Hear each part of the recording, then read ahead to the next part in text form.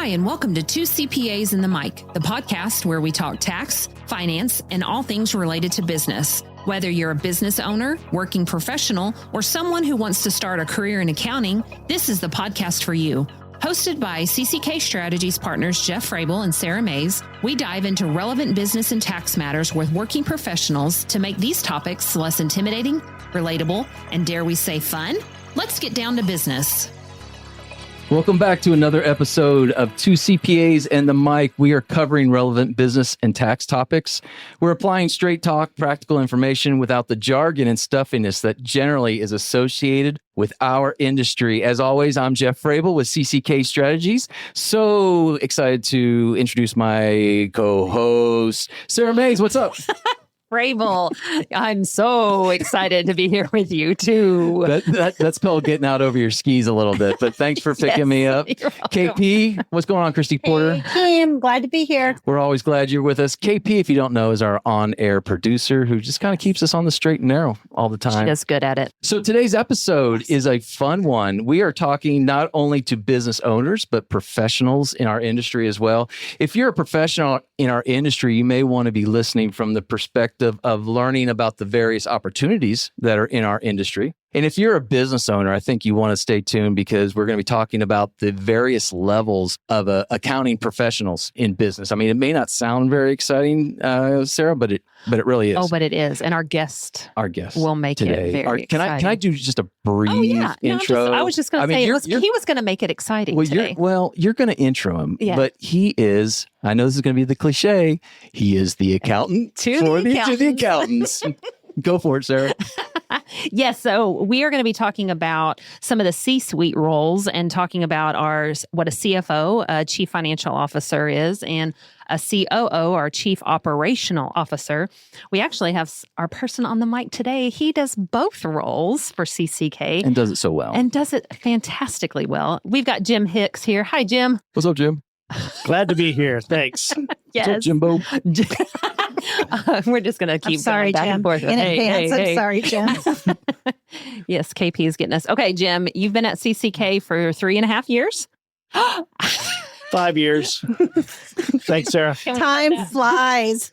It does. It does fly. I can't believe that. Keep it running. Keep it running. All right, you've been here 5 years. Apparently, I'm the only one that makes mistakes count on this podcast, right? Oh, boom. It came right back at me. It came right back at me. You know what? Right. All right, Jim, you've been here for 5 years. I do remember this. I do know how to count. You've been because you started COVID year. I did. I started January of 2020 and my honeymoon did not last long. No, it did not. We made you go right in. Society and the culture made you go right into that, didn't they? It was one of the most interesting times for all of us, but they didn't coach me through that one. You didn't get that training, Jim? No, that wasn't on my playbook. No, not at all. All right. So you've been with us, but you've had a wild and crazy profession, right? Since you've started. So let's talk a little bit about where you started in your professional career. I started off in public accounting and did that for a couple of years. I did internal audit for 5 years with Citgo, which was at the time headquartered here in Tulsa. And then I took an assignment with Baker Hughes, and I was there for about 10 years and had a wide variety of roles. Pretty interesting situation. I started off as the Russia finance manager, and I was to go to Russia once a quarter. Wow. To work with their operations team. No thanks to me, but we signed a contract that doubled the size of our business unit, and I ended up going every month for almost 3 years. To Russia, to Siberia. Did you run into Rocky over there? To Russia with love. Or Bert Kreischer, maybe? Seriously, how long of a trip is that? So it was about a 12-hour trip, but I'd leave Tulsa in the morning, and then I would get there time zone wise the next morning. The hard thing is I would get in, go to the hotel, change clothes, go right shower, and I would go to the office because you just have to power through. And that first day was a long day. How long were you there for, like a week stint? Yeah, I would normally be there. I'd normally leave on a Monday and come back the following Thursday. So I'd be there for 10 days because you spend so much of your time traveling right? That you've got. And I'll be honest, that travel, I learned a whole lot through that time doing all my international travels, not just Russia, but it's tiring and many times it's thankless. Yeah. Because you miss a lot at home too. Yeah. Well, Okay. that's a So downer. Yeah. after that, then what? Oh, so, during the 10 years, I was the Russia guy for 3 years. I did, my unofficial title was the high price hitman. And Nice. they put me, instead of having special projects, they gave me that assignment and I would go over and clean things up so that the controller didn't have to deal with it. So Is that air quotes? Clean things up? Whatever it might mean. There were some turnover that happened in different locations or just big projects that we had going on. And yeah, that was the controller's Make it like it title. never happened. HR didn't really give me that title. And I thought this was going to be a boring episode. I'll tell you what. We're already talking Russia. We're talking Siberia. Right. Man. And now we're talking hitman stuff. Yeah. Man. And the only thing we haven't said is spy. Is that okay to say that? I think. I mean, in your some I but think if you he need to be really, careful if what he was in really it. was a spy, you couldn't say spy, right? Right, no. Right. Even Even if, okay. Right. Yeah. Later on, I got into the mergers and acquisition side, and that was incredibly interesting because I was over in China. We were acquiring a company, and I was working with the owners, trying to understand their business and how the integration plan and all of that. And then for an accountant, when you're sitting there negotiating the price of a large acquisition, that's about as sexy as our profession Yeah. gets. Yes. What general age were you during this time, Jim? I was in my 30s. Okay. For most of it. Okay. Yeah. Then later I was a North America controller and actually a worldwide controller at another firm. So I've done a lot of different things, both on the controlling accounting side, the budget forecast, the operational support. Found myself in some interesting places. Which we will get to later. Okay. But that was a lot of the background of what I had before I came here, that people said, well, he does a little bit of everything. Mm-hmm. And truthfully, that's kind of why it worked, is because I put myself in interesting positions. Well, we've kind of had this theme in episodes past that everything and everybody needs accountants. And so I think you're a testimony to that comment, Jim, because it sounds like you got to do some really cool stuff. Yeah. I did. And I think some of it was luck. I mean, being in the right place at the right time. Some of it's just my natural personality. I'm not one that shies away from things. So everybody here knows that I kind of jump in, and that really hasn't changed through the years. So you get around interesting people, you get around high-level executives, and you learn exactly how they think. And so it's been a fun journey. It's not one when I was in high school and I said, I think I'm going to go into accounting, that I ever envisioned some of the things that I've done. Well, maybe we should talk about one of those situations right now before people get, Nice. get carried away here. But talk about the Russian mafia. I'm just going to go right into it. I mean, you've got a story about the Russian mafia. So, well, I've got two, but Who's counting? who's counting? Yeah, the first one was actually right before I got there. We changed buildings, and there was a pool hall on the basement or the main level. And one day, the pool hall owner was shot dead, and we weren't able to leave the facility because they were doing the investigation.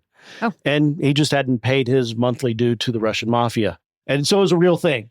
And I was like, okay, again, that's not what we talked about in college accounting classes, how to manage that situation. But Jeff, I think the one that you're referring to, as I said, I traveled every other week. So I would just leave my clothes and stuff. It was professional dress. I'd leave my clothes there at the hotel. And I came back, and one of the times that I was gone, back here in the States, the Russian mob had gone into the hotel and escorted everybody out at gunpoint because the hotel or the Canadian company and the Russian mob were having a dispute over fees that were owed. Mm-hmm. And so I came back, and the driver, we weren't allowed to drive in Moscow. The driver was taking me to the Marriott, and I said, no, I got to, go to the hotel. And back and forth we went. And finally, he took me to the hotel that was closed, and he thought the American was an idiot. But I didn't have any clothes. All I had was my laptop bag and a change of shorts in case I got stuck. So your stuff was still at the hotel that they shut down? Yes. Oh, my God. Were you able to get it? So I went in and found a guy that was outside smoking that spoke English. And I explained the situation and went in, and I talked to these individuals. At this time, I have no idea really what's happened. I described what I needed. They went back and got it. And I came back out, and the guy that helped me was like, "Can I ask you a question?" I was like, "Sure." He said, "Are you a model or something?" And I know this is all audio, but I don't look like a model. Let that one lie. And he was like, "Why do you have so many clothes?" And here in the States, I had 2 hanging bags. I mean, a couple sport coats, 4 dress shirts, some shoes, etc. Not what we would think of as a lot, but there it was a lot. And then I went to the office after I changed and stuff, and I was like, what's going on? And they freaked out that I had been over there. They said, we set you up at the Marriott. I said, I know. And we couldn't get past the fact that I was like, what's the big deal?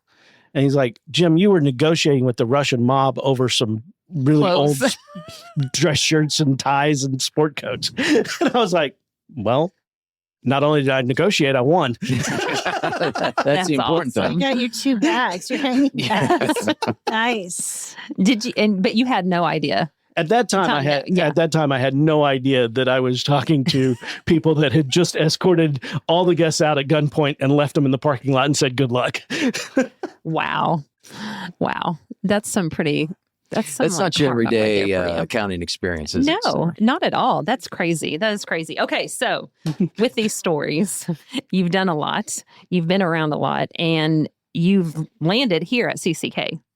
Mm-hmm. All right. So when you landed here, so just to kind of put it in context for our listeners, at that time we did not have a CFO. We did not have a chief financial officer, and we hired you to be our CFO. So why?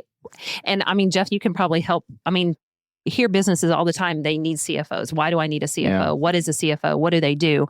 What was it that we needed at CCK to have the need for a CFO? Yeah, at the time, CCK, and I mean, obviously we're still going through it, but CCK was a fast-growing company. And the owners were very much focused on the client side of our business, which is not unusual, even this, whether it be a public accounting or other industries. The CEO oftentimes gravitates to the sales side, right, the business development side.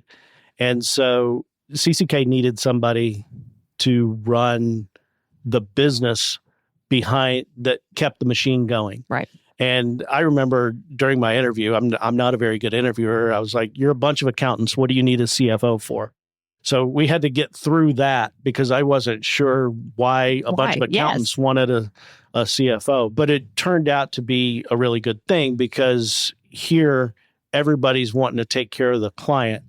And the business has so many other needs, and you've got to take care of what I call the spine of the organization, or you won't be able to support the sales side. Right. Okay. So let's get into the meat of what a CFO is and a controller, really, because those two are kind of in our profession could be deemed as something interchangeable. Because at the time we had a controller. Right. So I'll put it out there and then you can kind of fill in. So a controller is more backward thinking and a CFO is more forward thinking. That's true. I think the controller, if I was to probably oversimplify it, is focused on the accuracy of the financials and the internal controls. Mm-hmm. They're making sure that the accounting department is operating correctly. And internal controls is a big thing, okay? Depending on the complexity of the accounting, the controller, you get different levels of controller, but they are responsible for making sure that the financials follow GAAP. Right. That's what a controller does. On the CFO side... Jim, what is GAAP? I knew Christy was going to ask that question. This is where Christy comes in. She's working her magic. Okay, Christy. Generally accepted accounting principles. Thank you.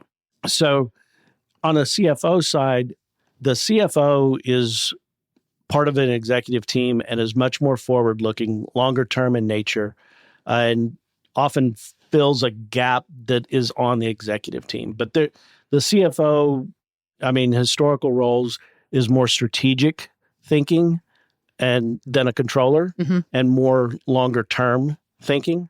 Depending on the company, you're doing either M&A work, banking work. Oftentimes the forecasting side falls, the budgeting and forecasting side falls under the CFO, that sort of thing. Nice. Okay. And so we've had, here we have both a controller and a CFO. Can you run a business with one or the other or neither? Depending on the size of the company, the answer is yes. You can. There's different companies that have any combination. Many times you'll start off with an accounting manager if it's just pretty much running AP, AR, and basic bookkeeping. As you grow and internal controls become a bigger issue for you, and the complexity, the number of transactions, you'll grow into a controller role. The CFO role comes in really is often a need at the executive level and fills a gap in the personality types, is kind of what I found. The CEO is the person that's in charge. Yeah. But depending on the makeup of the rest of the executive team, sometimes you need a conservative voice to provide diversity of thought. That's often the CFO. Salespeople tend to be not conservative. Money spenders. Yeah. Yeah. And I'll have to say this, and Jeff can probably attest to it too. You definitely fill the personality gap here. Right. For sure. Because there's a lot of personalities. There always are, especially on executive teams. Yeah. I've gotten that's one of the things that I was really lucky on as I was younger. Just the positions that I was in, I got to work with executive teams and I saw so many different styles. Everybody ultimately gets their own style, but I got to work with some really great people and understand supply chain vice president and their way of thinking, the sales vice presidents, et cetera, CEOs, engineering, et cetera. Well, and because it's kind of unique too, in that not only are you looking at financials and how things are moving and manipulating and things, but you're also you're kind of a therapist in a way, right? Because your finances is still an emotional thing, whether it's your own personal finances or a business's. So I feel like you're a little bit of a therapist in that. You have to be. And whether it's not just a CFO, anyone on the executive team has to be a people person. You have to be able to engage in conversations with all levels of the organization, up and down, no matter where you are, and be a good listener, because you need to understand what the fears are and then what the opportunities are and be able to message that, whether that's within the executive team or across an organization. One of the things I'm really glad you brought up earlier, Sarah, bringing our experiences as CCK, bringing on our first CFO into the fold, is I think it's an important lesson for our business owner listeners that, not everybody starts off the size of an international oil company. Right. They start from the very beginning and they grow their company. I think being a part of the firm at that point in time, what I saw was something that any entrepreneur runs into. It's that E-Myth revisited, where they do what they know how to do because it's what they've done their whole life. But as the business starts to grow, it starts to take over, and they can't do what they were created to do as much. And so, like Jim said, it's a situation where we kind of got to the point where it was starting to take, especially on a few of the partners, starting to take a little bit of the focus away from the clients. Right. And so in order to get back focusing not only on the clients, but our culture and our people, we needed someone that could go ahead and step in and take care of these things. And so, Jim, with what you've seen and running in your circles, how does that usually transpire in like a smaller company as they grow and bring on this type of role? Yeah, CCK 5 years ago wasn't in a different spot than how I would answer that. Oftentimes the CEO, in our case, the partners, but the CEO gets too stretched because he or she's trying to do too many things. Depending on what their area is, right? Their background might be on the sales side. And so they naturally gravitate to that and they leave something else not getting deserved attention. And the CFO, just because of our finance and accounting backgrounds, we're normally pretty structured thinkers. Right. And so that is oftentimes the gap that an executive team needs to bring in. The CFO is the title for it, but really they're trying to bring in that structure and get the investments necessary to achieve the long-term goals. So really it's a situation is when you start noticing that there's gaps that are forming. I mean, you could start with any entrepreneurial business owner. They get to a point pretty early where they're like, I don't want to keep QuickBooks. I don't want to do financials. So I'm going to bring in a controller. And then they get to the point where they need that forward-thinking person so they can focus on their business. And so that's probably the time they need to bring in a CFO. Is that about right? Absolutely. Okay, so on that question, if you've already got somebody in place as a controller, can they turn into a successful CFO in that same business? I mean, in that same company, business model line, everything. Is it easy for that to transition? The easy answer to say is yes. But I think a lot of it depends on the personality type of, in this case, the controller. Mm-hmm. Many controllers come up and are conservative. Accountants have a stereotype for a reason, right? Accountants by nature don't like to be out and be the face in the party, et cetera, and kind of drift back. Mm-hmm. Those type of people are not ideal candidates for CFO roles. You need to be somebody who can motivate people that don't necessarily fall in your organization. Mm-hmm. And you need to be comfortable in all levels. Right. So some controllers have that personality type. It's normally not a technical skill gap. Right. There's some, okay? Right. But normally it's not that. Normally it's the fit at an executive level thinking that stops some people from going controller to CFO. Okay. All right. At the same time, you normally don't just walk in to a CFO position having never been a controller. Correct. I would think. Correct. Yeah.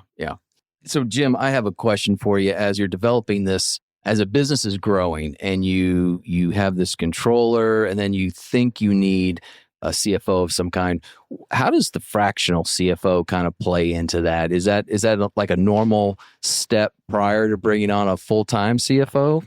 It can be. So a lot of times what you'll see on the fractional CFO is, depending on the company, they've got loans with banks and they've got to make maybe a quarterly presentation to the bank or a quarterly presentation to the board.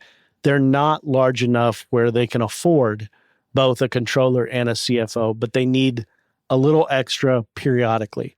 And so they might bring in a fractional CFO to help them with some of those either one-time tasks or recurring tasks that don't happen necessarily on a daily, weekly basis. Basically a CFO for hire. Yeah. Hitman. That would have been a good time to have that. All right. So you're also in a very unique position within our firm where you're not only the CFO, you're also our COO. You are our Chief Operational Officer. Now, this is where I get eyes glazed over because I don't know really what the role of a COO is. I just know that you're fun to work with. Well, thanks. And sometimes you tell me what to do and I don't like it. But self-assurance. Right. So what is a COO? Like, what is the day-to-day of a COO? Actually, that's the exact definition. Nice. The COO is really responsible for the daily operations and making sure that things are running smoothly and doing continuous improvement on our processes, right? And so obviously, depending on the size of the organization, that can grow quite a bit. But the strictest sense is they're in charge of the daily operations. The difference between the COO and the CFO is the CFO is normally looking a little further out the windshield and talking about long-term strategy. Compared to a COO. Correct. Okay. So what like you're saying day to day, but you're not, I've seen you're not into really day to day operations. You're kind of managing those. It kind of is a trickle down effect, right? Yes, but that doesn't necessarily mean that applies to every COO in every company and organization. So depending on the size of the organization, and I think a lot of times you might want a COO first or a CFO first. There's not a standard playbook that you have. Oftentimes, those are the number 2 and number 3 positions at a company, but depending on the company, they can alternate. Okay. So that depends as well. But the COO is more making sure that we're doing everything that we need to on a daily basis to achieve those goals. And it's just like stacking possessions in basketball. I wonder what just happened yesterday. But but this episode won't be dropping until, but we are referring to The Oklahoma City Thunder. yes, so, Champions. Yes, that just happened yesterday. They're in Oklahoma, right? Just down the street from Tulsa. Right. All right, but so how does the CFO and the COO complement each other? Like, how do you work with you? Do you guys split personalities? Yeah. Do you keep a mirror in your office? And Me, speak? myself, and I, we each Stop. have 8-hour Let's look at shifts. this. Yes. Now, that gets into it. It really depends on the organization, right? Because you can have a director of supply chain, director of engineering, vice president, whatever. Right. And so the CFO is often the conservative voice. And then the COO is the pragmatic, trying to get everything done. And then you always have the sales guy that says, we're going to achieve everything until you put together his bonus metrics, and then it's sandbag city. Right. Okay. So it's kind of like, I mean, you're just telling, you're like, hey, don't spend this, but yeah, you really can spend this. Right. You're having those conversations with yourself. A little bit. To use a manufacturing example, right? You're trying to decide whether or not to make a capital purchase to automate something. Well, the COO and the CFO are going to work hand in hand on that evaluation of the project. Okay. And so if you're just one person, you shouldn't get in an argument with yourself, but it happens. So I have a question, Jim. We've already talked about a lot of different letters, but where does the CEO come into play compared to a COO? So instead of a chief operating officer, we have a chief executive officer. The chief executive officer is the top person. Top dog. And so he or she's the one really directing everything. And you always want the CEO to look good. Okay. And a lot of times the CFO has to wear the black hat because we can't afford this. That's a CFO message, because the CEO always wants to come off to the employees and the industry and the marketplace, the banks, whoever, as being the optimist. Okay. And so you have to have a good working relationship between the CEO and CFO. The CFO needs to understand their role. And sometimes that's wearing the black hat that the CEO is asking you to wear. I see. So you play a role as the CFO. That's how the CFO and the CEO may complement each other. Absolutely. It sounds like good cop, bad cop. A little bit. That's what I'm thinking. Yeah. Many times it is. Okay. Okay. All right. So in this, and part of so those that are listening that are in the professional career, they, I hear in our profession that a lot of people that I'm going to go start at a Big 4 accounting firm. I'm going to get that tax or audit work under my belt. And then I'm going to go and I'm just going to go be a CFO in 4 years. Probably not going to happen that way. Yes. Okay. So, I mean, in your profession, what I heard about your professional background, I didn't hear any tax in any of that. I have no tax knowledge. No tax knowledge. Yeah. You have audit. You did do audit. I've done audit, but no, tax is not my forte. And that's one of the challenges. You're probably not going to check every box, right? Whether it be tax is a weak point of mine. I would also say insurance is an area, right? Mhm. Other people might have banking. You're probably not going to have checked every box before you become CFO for the first time. Right. So what kind of advice would you give? Because I've heard in all of this, I've heard you say, I put myself out there and got a lot of experience in a bunch of different areas.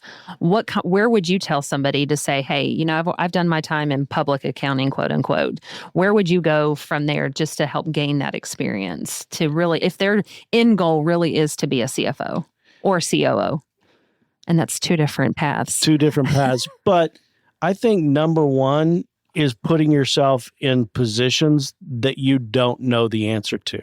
And that can happen, even if somebody starts off in public accounting and they're like, I want to be a CFO. Well, what did I say? You have to be able to go influence people. You have to go talk to clients. You have all of those things. Mm-hmm. You have to put yourself out of your comfort zone. That's not something most accountants find natural. Truth. Right, Jeff? Amen, sister.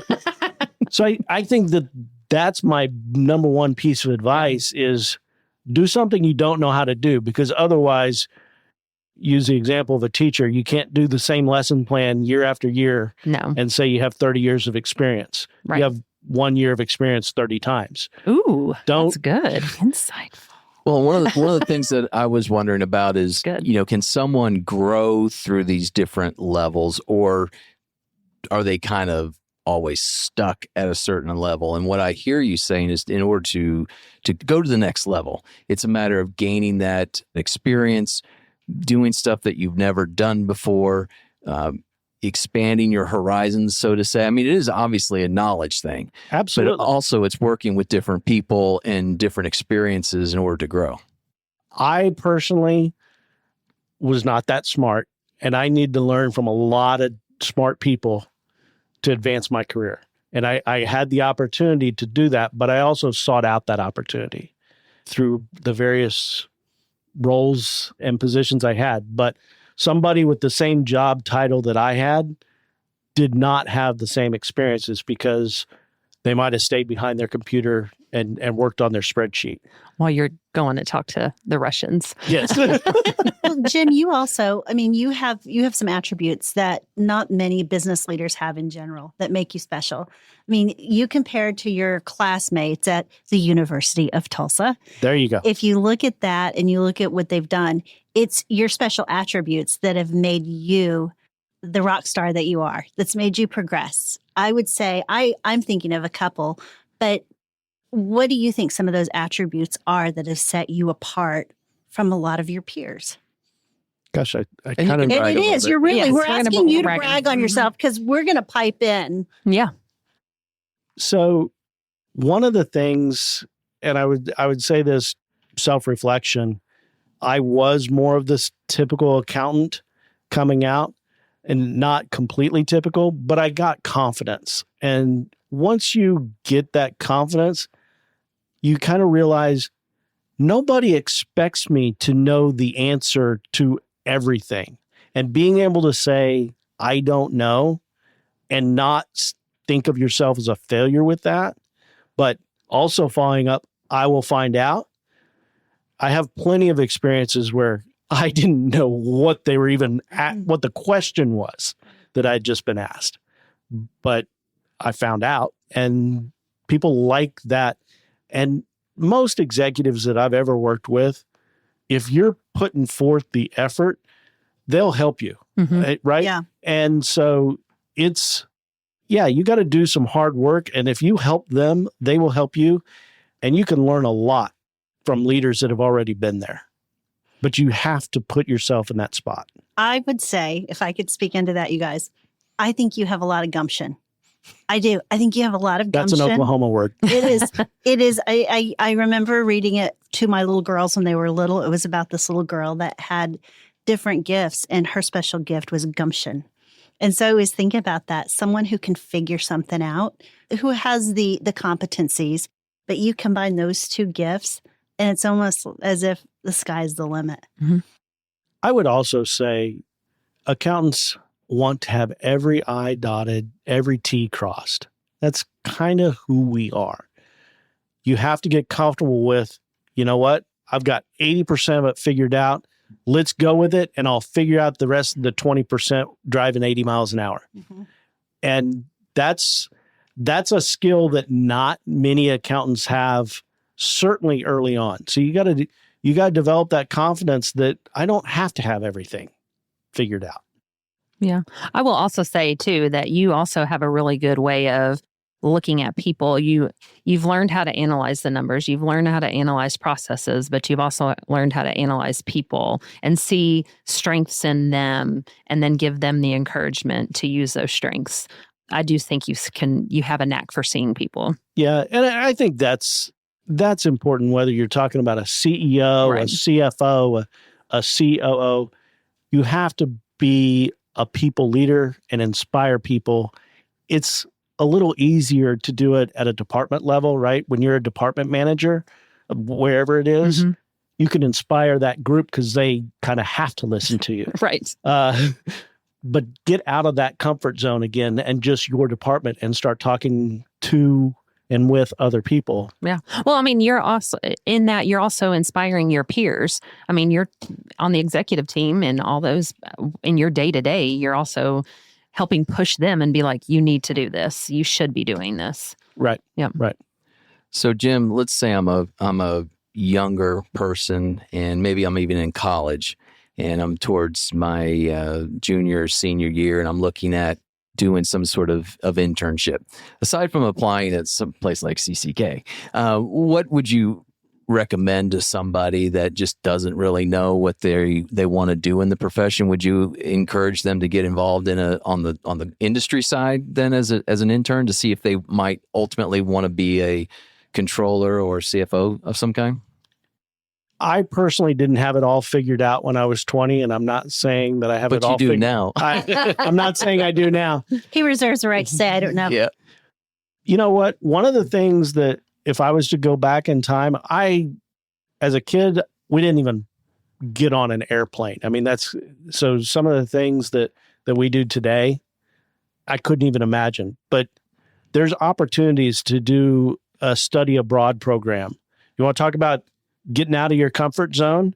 You come out of those type of programs, a semester abroad, and that is so attractive to an employer, and it has nothing to do with knowledge of the actual industry of Italy, right? Mm-hmm. But if you're willing to do that, you're probably willing to do so many things. Mm-hmm. What do you feel is your crowning achievement as a COO? I think for me, I've worked at some large companies and I worked with some great people and I learned a lot. And I came to CCK, and CCK is smaller than those companies that I had been at, right? That's my story. That's not necessarily the playbook. It's just my story. But I got to take so many things that I had seen, and we all have been there. We've all sat in the meetings and go, well, if they just put me in charge, right? Put me in, coach. Put me in, coach, and I would do it differently. And so I really learned in those experiences why they made the decisions, not just the decisions that they made, but why they made those decisions. And I've been able to apply that here. And truthfully, that's what I'm proud of is for the first time going through as CFO and COO, I didn't have those titles before I came to CCK. I've been able to contribute. I've never had the imposter syndrome that I didn't belong. That's pretty deep. That's good. Mm-hmm. Well, I would say that, Jim, if I was to do it all over again, I feel like I'd land where I am now. And I think there's a message there for young professionals in school that there's just so many different things to do when you come out of school and graduate.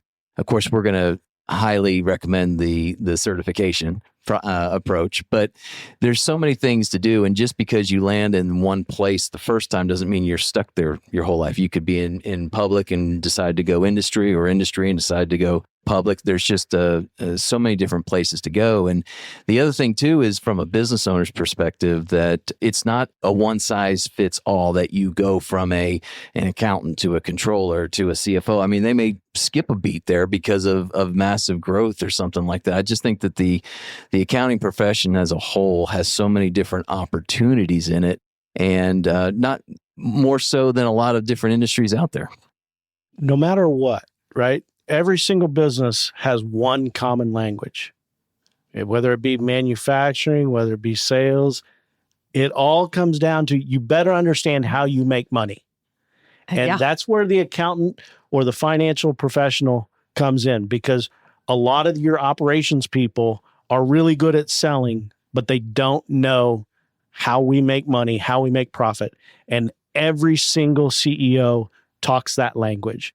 So way back when, that was my role.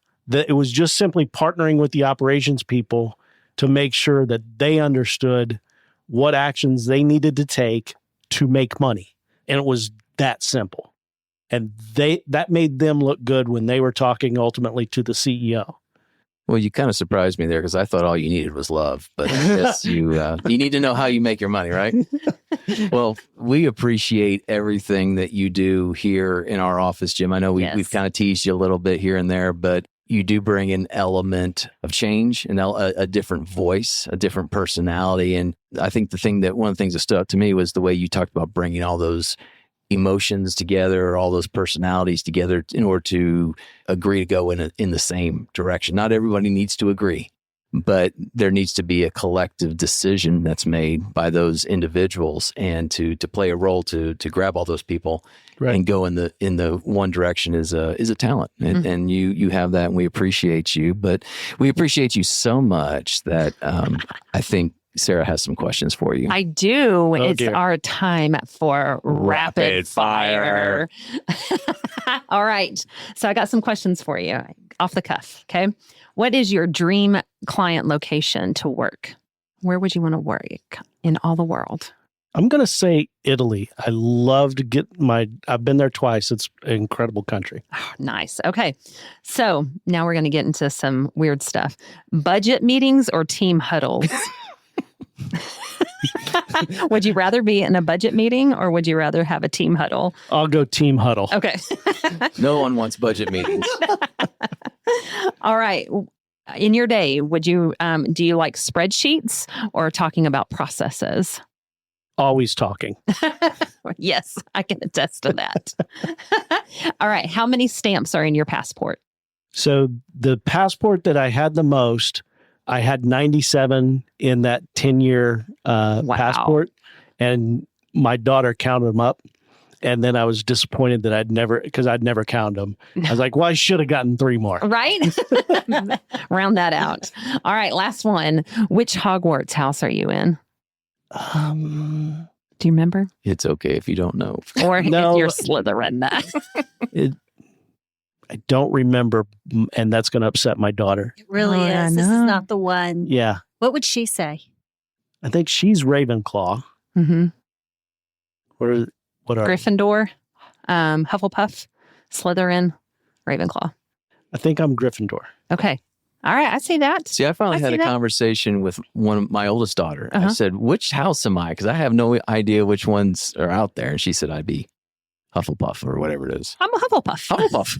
So it's okay if you don't know. I remembered my daughters. I couldn't remember mine. That says something about that relationship. Yes. It really does. It does. It does. In addition to being a great CFO and COO, Jim is an incredible father and a husband. So yes. That's the number one job. That's right. It. Amen. That's it. Amen. All right. Well, that is our episode for 2 CPAs and a mic. And we are, Jeff, you're just going to have to do this. He asked, for all of our listeners out there, maybe sometimes you will appreciate who I am and what I can do. He said, will you wrap this up? And I said, sure, I can do that. Jim, I absolutely cannot. Jim, we are so glad you made it today, and we love having you with us. If you want to talk to Jim Hicks in any way, shape, or form, email us at podcast@cckcpa.com. If you want to tell Sarah how horrible her closings are, you can email us at podcast@cckcpa.com. Give us a like, give us a review, do all that kind of fun stuff. Special thanks to CCK Strategies. Jim, you were one of those people that saw what we wanted to do here and got behind it, and we thank you for that. To Christy Porter, thank you for keeping us on the straight and narrow. Clarence Fisher with Tulsa Internet Marketing Services, our wise sage, and our two amazing administrative assistants, Natalie Renfro and Emily Johansson. Thank you for getting our ball across the goal every time. We hope that you are able to join us next time when these two CPAs have a chat and you get to find out who's on the mic. The information provided on this podcast is for general, informational, and educational purposes only and does not constitute accounting, tax, legal, or financial advice. While we strive to provide accurate and up-to-date information, laws and regulations change and individual circumstances vary. Always consult with a qualified CPA or professional advisor before making any financial or business decisions. The views expressed by the hosts and guests are their own and do not necessarily reflect the opinions of any organizations they are affiliated with. Listening to this podcast does not create a client-accountant relationship. By listening to this podcast, you acknowledge and agree to those terms. And that's a wrap for this episode of Two CPAs and the Mic. If you found today's episode helpful, please subscribe, share, and leave us a review. Have questions or ideas for a topic? Reach out. We'd love to hear from you. Email us at podcast@cckcpa.com.